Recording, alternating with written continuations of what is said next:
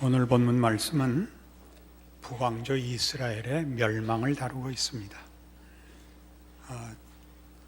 이스라엘의 멸망은 정치적, 군사적 이유가 없고 전혀 종교적인 이유로 하나님의 말씀을 따르지 않고 경고했던 이방 민족의 우상들을 섬긴 죄 때문에 저들은 그 나라가 멸망을 당하고 그 민족 전체가 사로잡혀 가기도 하고 또는 여러 나라로 흩어지는 비극을 맞이하게 되었습니다. 오늘 본문 내내 너무나 자세히 길게 소상하게 설명되듯이 하나님의 말씀을 어겨 하나님의 진노를 샀고 그렇게 누누이 경고했던 이방 우상들을 섬겼으며 산당에서 제사했다. 산당은 하나의 제단인데 북왕조 이스라엘이 그 남왕국 유다와 분리되었을 때 이스라엘의 제사는 모두 예루살렘에 있는 성전에서 드려야 하는데 그것은 유다에 속해 있습니다. 그래서 북왕조 처음 왕이 된 여로보암이 자기 국민들이 예루살렘으로 가서 제사를 지냄으로써 그 국가적 정체성에 그 의심이나 흔들림이 있을까봐 이제 그 제단을 만들어 북왕조에서도 독립적으로 제사를 지낼 수 있게 단을 세웠었는데 그때 이미 단을 세우면서 금송아지를 세웁니다. 그래서 북왕조 이스라엘에서는 필요에 따라 여기저기 자기네들 마음대로 제단을 세우고 산당이라고 한 것은 주로 산에 그 제단을 쌓았기 때문입니다. 그리고 점점 그 타락해서 우상들을 섬기는 본거지로 전락하게 됩니다. 그래서 산당을 세웠다, 우상을 섬겼다는 동일한 내용을 지칭하고 있습니다. 그런데 이러한 북왕조 이스라엘의 멸망이라는 하나님의 심판에 대하여 우리는 그저 하나님의 명령을 어기고 경고를 무시해서 망했구나 이러고만 있을 수는 없습니다. 왜냐하면 하나님께서 이스라엘에 대해서는 아브라함과 다윗 가장 대표적으로 두 사람에게 영원한 약속을 주셨기 때문입니다. 아브라함의 자손이 하늘의 별 같고 바다의 모래 같을 것을, 또 다윗에게 그 통치권이 영원할 것을, 즉 말하자면 이스라엘이라는 나라는 하나님께서 영구히 그의 복과 특별한 보호로 다스리고 지킬 나라인 것을 약속했었기 때문에 저들이 심판받을 짓을 한 것은 사실이지만 그럼에도 불구하고 저들의 멸망은 어떻게 이해해야 되는가 하는 문제가 우리 앞에 하나의 오늘의 관심사로 떠오릅니다. 우리는 이것이 심판을 당했다라는 것이 우리 보통 이해하고 있는 식으로 이제 하나님의 진노를 사서 망했다 이렇게 쉽게 이해를 하는데 성경 표현은 이 심판이 조금 의미가 다릅니다. 신명기 6장에 가시면 272페이지 구약성경 신명기 6장 12절 너는 조심하여 너를 애굽 땅 종되었던 집에서 인도하여 내신 여호와를 잊지 말고 네 하나님 여호와를 경외하며 그를 섬기며 그의 이름으로 맹세할 것이니라. 너희는 다른 신들 곧 네 사면에 있는 백성의 신들을 따르지 말라. 너희 중에 계신 너희의 하나님 여호와는 질투하시는 하나님이신즉 너희의 하나님 여호와께서 네게 진노하사 너를 지면에서 멸절시키실까 두려워하노라 합니다. 그러니까 이 심판은 하나님의 질투 때문에 생깁니다. 질투라는 건 여러분 잘 아시다시피 사랑의 한 형태인데, 사랑이 상처를 받아 분노로 변하는 것이 이제 우리 그 질투요 증오인 줄 알고 있습니다. 그러나 이것은 우리로 하여금 하나님께서 이스라엘 백성에 대하여 질투하여 저들을 심판하고 멸망시킨다라는 뜻이, 하나님이 기왕에 약속을 하셨을지라도 얼마나 화가 났는지 그 약속을 폐기하고 저들을 심판했다 라는 뜻은 아닙니다. 왜냐하면 이제 우리가 살펴보겠지만 사랑이라는 것은 감정적인 것만은 아닙니다. 사랑은 최선의 의지라고 합니다. 그것이 감정을 당연히 수반하지만 사랑이라는 것은 다만 감정만의 문제가 아니고 최선의 의지라는 거죠. 그러니까 질투를 한다는 것은 사랑이 본질적으로 사랑이라는 것은 포기할 수 없는 것이다라는 뜻이 되는 겁니다. 우리는 하나님께서 이스라엘 백성에게 심판하셨다는 것이, 하나님이 이스라엘 백성이 하나님을 버리고 외면하고 잘못된 길로 가는 것을 두고 보실 수 없었답니다. 두고 볼 수 없었다는 것은 너무 화가 나서 참을 수가 없었다는 개념이 아니라 사랑을 중단하실 수 없기 때문에 저들의 잘못된 길로 가는 일을 방치하실 수 없었다라는 뜻입니다. 그런 차원에서의 심판은 또는 질투는 그것 자체가 은혜가 되는 것입니다.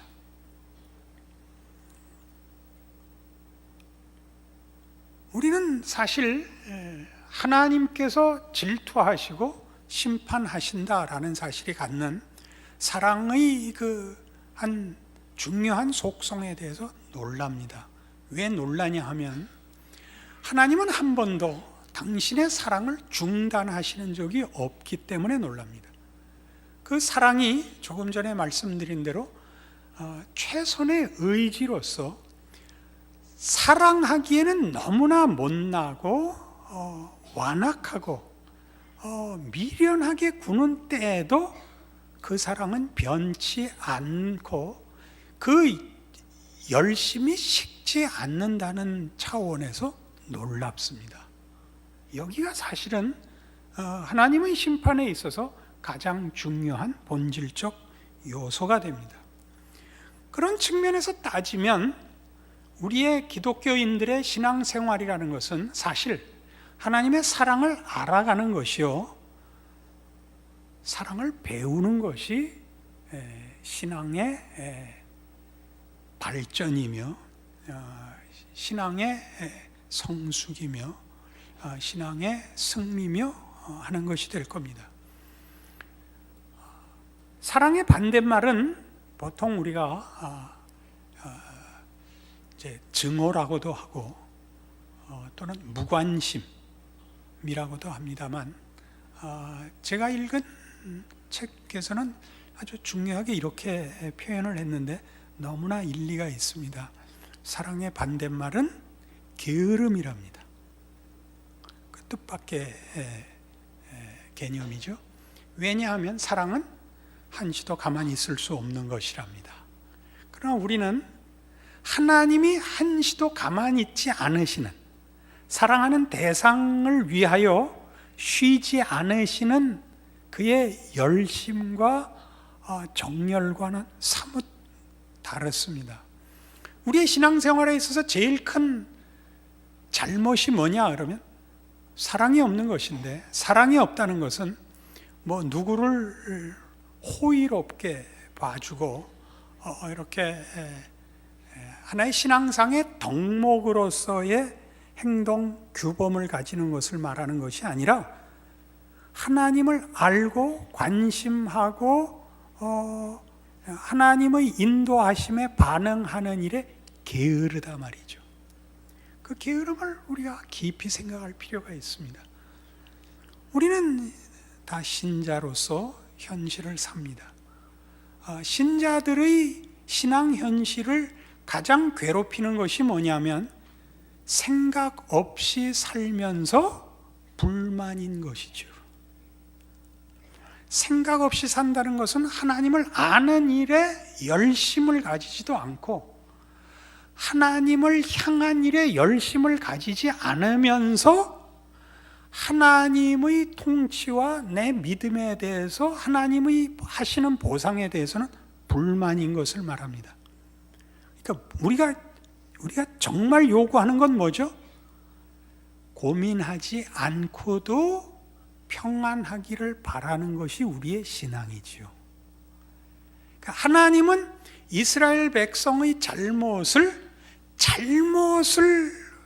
꾸짖기 위해서보다 더 근본적으로 그 사랑을 중단하시지 않는 사랑을 하고 있지만 우리는 중단할 만큼 시작을 한 적이 없죠.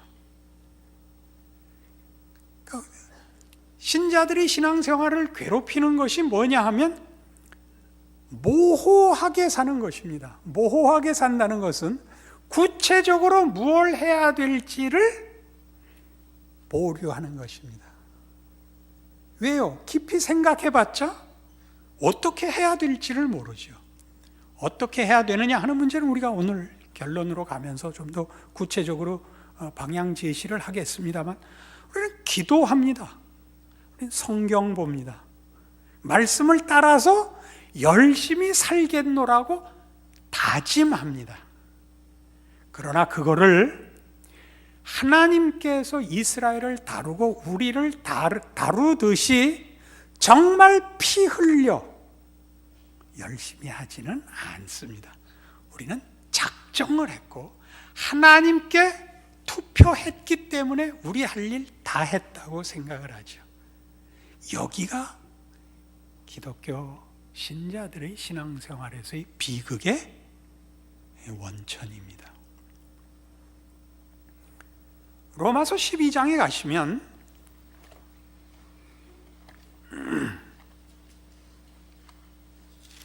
신약성경 255페이지 로마서 12장 1절을 보시면 그러므로 형제들아 내가 하나님의 모든 자비하심으로 너희를 권하노니 너희 몸을 하나님이 기뻐하시는 거룩한 산 제물로 드리라.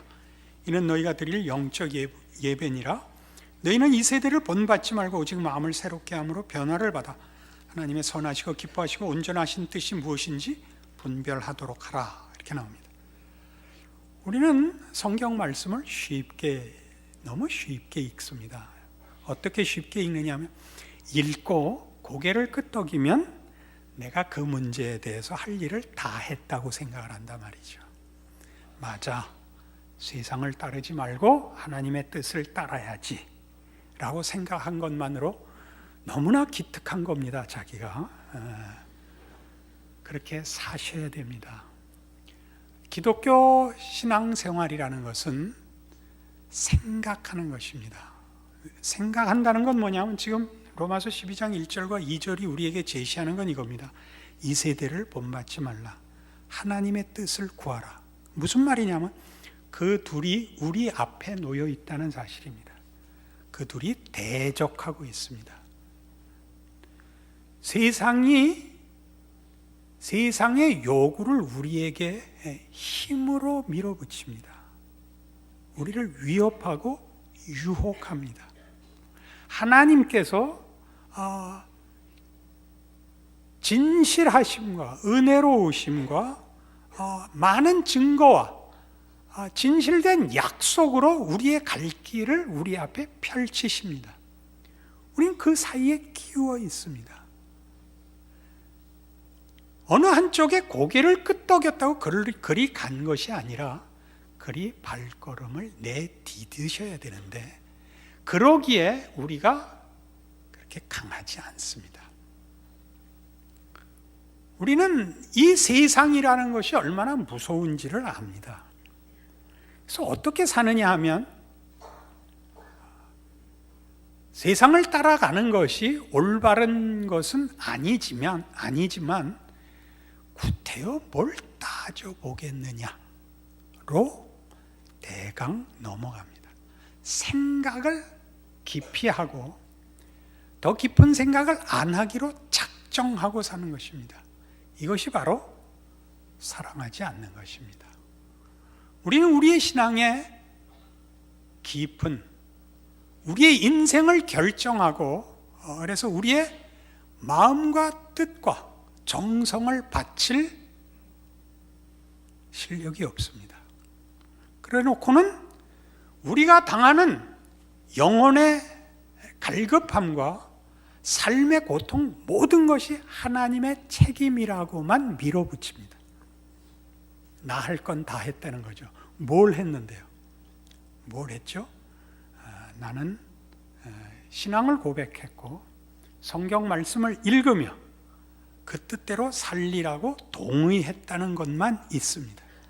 그렇게 살지 않고 있습니다. 우리는 세상과 하나님의 뜻을 목숨을 걸고 비교하고 그 둘 사이에서 어느 것을 선택할 것이냐, 어떻게 살 것이냐를 목숨을 걸고 결정하지 않습니다. 우리는 언제나 모호하게 이 중요한 결정을 미룹니다. 이것이 하나님의 심판이 갖는 오늘 성경 말씀의 가장 귀한 부분입니다. 하나님은 그렇게 하시지 않습니다. 그 고통을 감내하시고 우리를 죽음으로까지 밀어붙이십니다. 고린도후서 1장에 가면 이 죽음으로 밀어붙이는 문제에 대하여 성경은 사도 바울의 입을 통하여 이렇게 그의 생애의 경험을 가르칩니다. 285페이지 신약성경 고린도후서 1장 8절입니다. 형제들아, 우리가 아시아에서 당한 환난을 너희가 모르기를 원하지 아니하노니 힘에 겹도록 심한 고난을 당하여 살 소망까지 끊어지고 우리는 우리 자신이 사형 선고를 받은 줄 알았으니 이는 우리로 자기를 의지하지 말고 오직 죽은 자를 다시 살리시는 하나님만 의지하게 하심이라. 우리 성경 읽을 때 늘 하는 실수죠. 쉽게 읽는다고요. 사도 바울은 훌륭하구나. 죽음에 직면해서도 결사각오로 하나님만 의지하고 살기로 했거나 참으로 기특한 지고, 여기까지죠. 바울이 얘기하는 것은 그거보다는 훨씬 처절한 얘기입니다. 죽음을 직면하는 것입니다. 죽음은 무섭죠. 사람이 겪는 일 중에 죽음보다 무서운 것이 어디 있습니까? 하나님께서 죽음을 면하게 해주시지 않고 죽음을 받아들일 수밖에 없는 자리까지 바울을 밀었답니다.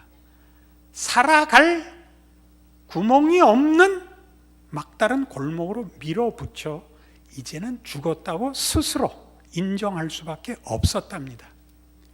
거기서 뭘 발견했다고요?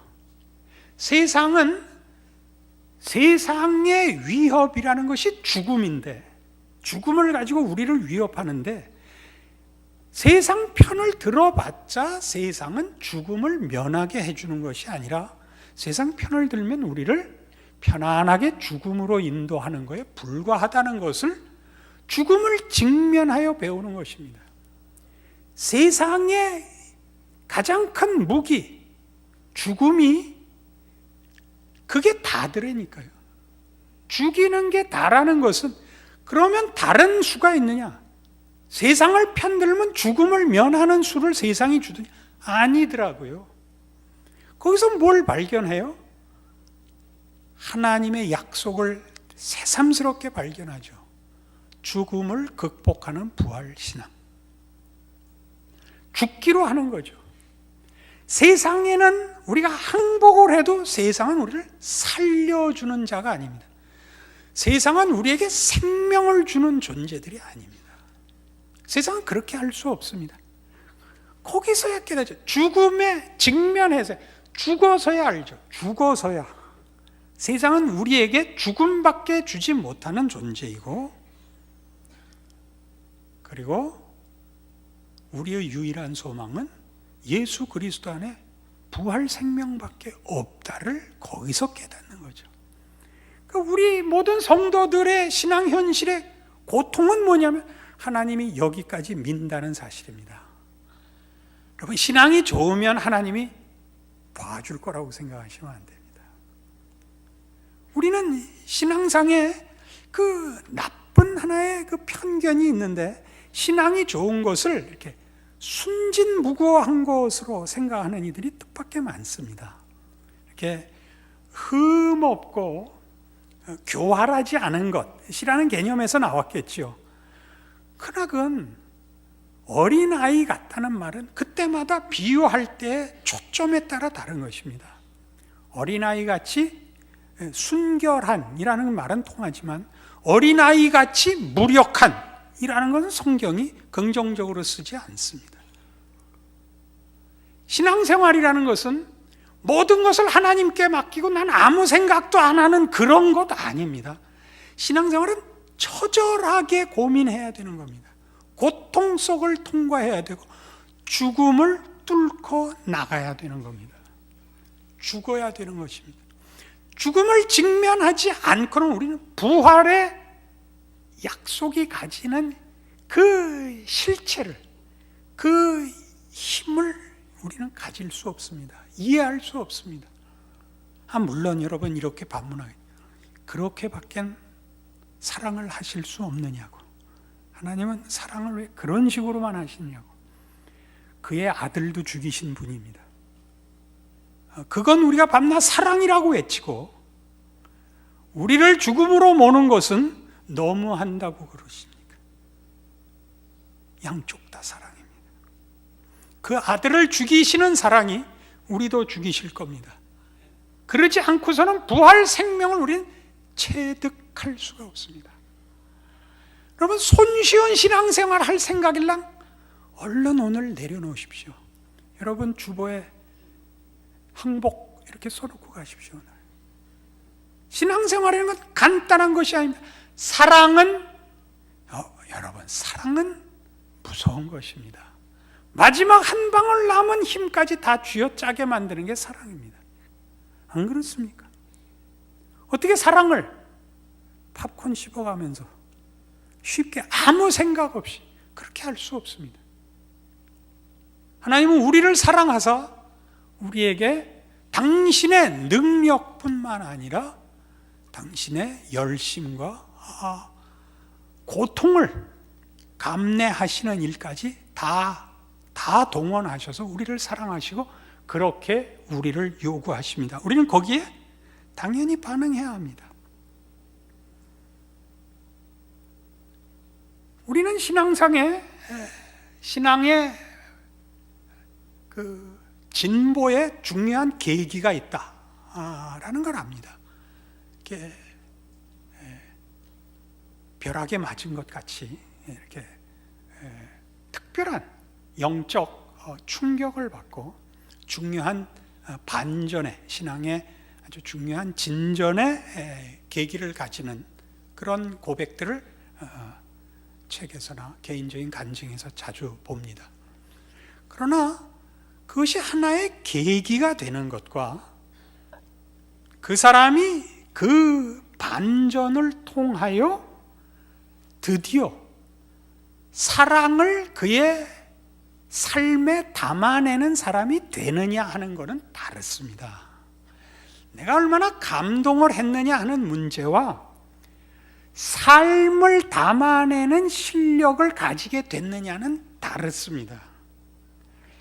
여러분은 가장 중요한 그 표현 중에 우리의 이런 오해 때문에 생기는, 하나님을 위해서 뭐 할 생각 좀 하지 마시고 여러분의 신앙을 키우십시오.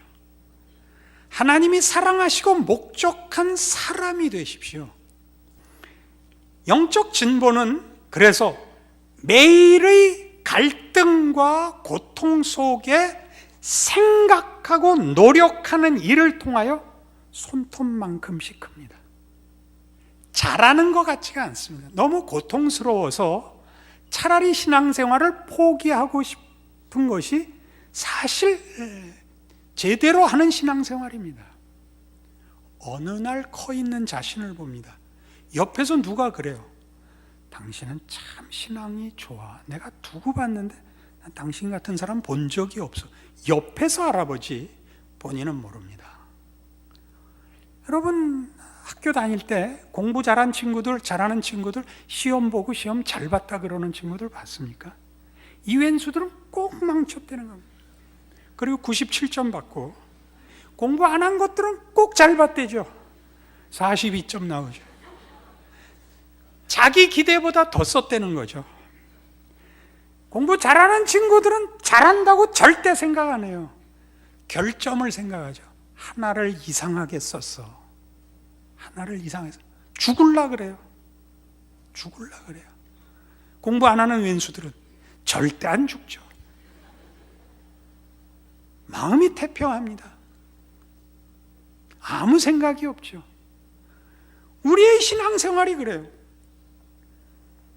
우리는 이런 몇 가지 일들, 말하자면 오해 소지가 있지만 성경을 읽는다든가 기도를 한다든가 전도를 한다든가 하는 일들이 자신의 신앙 인격과 전인적인 하나님의 사랑에 반응하는 자가 됐느냐, 그런 실력이 생겼느냐라는 것과 결부되지 않은 채 그런 일을 대신하는 걸로 쓸 수 있다는 걸 알아야 됩니다. 나는 성경을 읽었어. 난 기도를 했어. 난 전도를 했어. 이것 갖고 신앙이 크는 것이 아닙니다. 그런 것들은 생각할 필요가 없습니다. 신앙이 크는 것은 생각하고 분별해서 선택하는 행위입니다. 이것이 쉽지 않기 때문에 여러분 고통스러워하는 지금의 신앙 현실을 여러분들이 당하고 있는 것입니다. 여러분은 정상적인 인도를 받고 있는 것입니다. 감동이 있고 막 어쩔 줄을 모르겠고 그런 것들이 아닙니다. 전혀 그렇지 않습니다. 골로새서 3장에 가면 성경이 요구하는 이것들이 지금 제가 이 앞에 말씀드린 것과 어떻게 연결이 되는가 한번 보십시오. 골로새서 3장 12절입니다. 그러므로 너희는 하나님이 택하사 거룩하고 사랑받는 자처럼, 326페이지입니다. 3장 12절. 그러므로 너희는 하나님이 택하사 거룩하고 사랑받는 자처럼 긍휼과 자비와 겸손과 온유와 오래 참음을 옷 입고, 누가 누구에게 불만이 있거든 서로 용납하여 피차 용서하되 주께서 너희를 용서하신 것 같이 너희도 그리하고 이 모든 것 위에 사랑을 더하라. 이는 온전하게 매는 띠니라. 그리스도의 평강이 너희 마음을 주장하게 하라. 너희는 평강을 위하여 한 몸으로 부르심을 받았나니 너희는 또한 감사하는 자가 되라. 그리스도의 말씀이 너희 속에 풍성히 거하여 모든 지혜로 피차 가르치며 권면하고 시와 찬송과 신령한 노래를 부르며 감사하는 마음으로 하나님을 찬양하고, 또 무엇을 하든지 말에나 일에나 다 주 예수의 이름으로 하고 그를 힘입어 하나님 아버지께 감사하라. 어르신 말씀이죠. 여러분 이거 외우시는 분들도 여러 계실 겁니다. 그 외워서 골치 아픕니다. 외우면 실력인 줄 알죠. 그죠? 여기 있는 걸 해보십시오. 사랑을 해보십시오. 사랑을 한다는 건 뭐죠? 상대방의 유익을 구하는 것입니다. 바른 말 하는 게 아니고 상대방의 유익을 구하는 것입니다. 기다려줘야 됩니다. 오래 참고죠. 사랑은 오래 참고. 안 됩니다. 해보세요. 참 안 됩니다. 공부를 우리가 제일 모두가 학교를 다녔으니까 공부를 예로 드는 게 제일 좋은데, 공부같이 안 되는 게 어디 있습니까? 어떻게 해야 됩니까? 공부는 하고 또 하고 또 해야 됩니다. 외국어가 그렇죠. 외우고 또 외우고 또 외워서 꿈에 드디어 그 외국어로 꿈을 꿔야 됩니다. 우린 이걸 안 하고 있습니다. 왜 안 한다고요? 우린 하나님의 사랑을 오해하고 있습니다. 하나님은 사랑이시니까 나에게 짐을 지우지 않을 거라고 생각을 하는 겁니다. 하나님이 나에게 짐을 지우지 않을 거라고 생각합니다. 심판하시는 하나님입니다. 질투하시는 하나님입니다. 여기에 있는 것 어느 것 하나 여러분이 쉽게 할 수 있는 게 있습니까? 긍휼과 자비와 겸손과 온유와 오래 참음을 옷 입으라. 이걸 하려면요, 여러분, 예전 학교 다닐 때 공부한 것보다 더 깊은 싸움을 하셔야 됩니다. 시험 공부하느라고 밤에 우리 눈에 졸려서 안티프라민 바르고 했던 기억이 납니다. 그렇게 하셔야 됩니다. 그러지 않고 신앙이 저절로 자랄 거라고 생각하는 것은 사랑을 무시하는 것입니다. 여러분의 신앙생활의 가장 큰 병이 뭐냐? 여러분이 사랑을 어떻게 키우고 책임져야 되는지 몰라서 체념하고 계시는 겁니다. 어쩔 줄 몰라 하고 계실 겁니다. 어떻게 하라고요? 오늘부터라도 당장 가서 옛날 영어 단어장 만들어서 외우듯이 여러분의 삶 속에서 연습하십시오. 연습하십시오. 17절에 있는 이 말씀을 보십시오. 또 무엇을 하든지 말이나 일에나 다 주 예수의 이름으로 하고 그를 힘입어 하나님 아버지께 감사하라. 죽을 때까지 할 수 없는 일입니다. 노력하십시오. 하나님의 사랑을 과소평가하지 마십시오. 하나님 포기하시지 않습니다. 여러분들도 그 사랑에 사랑으로 답하십시오. 우셔야 됩니다. 포기해서 우는 게 아니라 그것이 고통스러워서 울어야 될 겁니다. 그러나 우리가 이길 수밖에 없다는 것 기억하십시오. 기도하겠습니다. 하나님 아버지 은혜를 감사합니다.